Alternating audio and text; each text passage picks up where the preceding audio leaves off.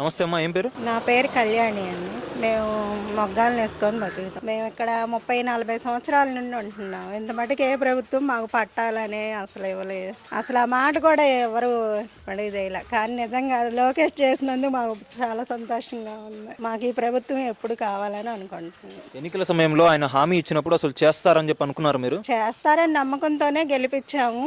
ఆ నమ్మకం నిలబెట్టుకొని చేశారు ఆయన. మరి చెప్పినట్టుగానే వచ్చిన తొలి ఏడాదిలోనే ఇస్తారని చెప్పన్నారు. తొలి ఏడాదిలోనే చేసేసారు. ఎలా అనిపిస్తుంది అదైతే? అదే మాకు సంతోషంగా ఉందండి. అసలు మేము కల్లో కూడా అనుకోవాలి మాకు పట్టాలు వస్తాయి అసలు అని. వచ్చినందుకు మాకు సంతోషంగా ఉంది. అసలు మేము అనుకోకుండా ఇలా అనుకోలే. మేము ఇప్పటికీ కూడా వస్తాయి అనుకోలేదు. అలాంటిది ఎంత తొందరగా వచ్చినాయి కాబట్టి సంతోషం. గతంలో నాయకులు వెంట ఏమైనా తిరిగారా మీరు? మాకు కావాలి పట్టాలు వచ్చేలా చేయమని చెప్పి ఏమైనా తిరిగిన సందర్భాలు ఉన్నాయా?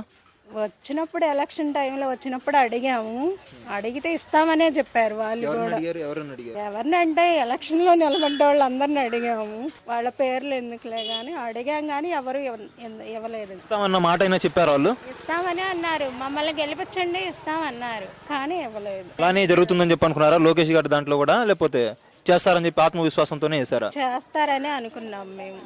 ఆయన నమ్మకాన్ని నిలబెట్టారని అనుకుంటున్నాం.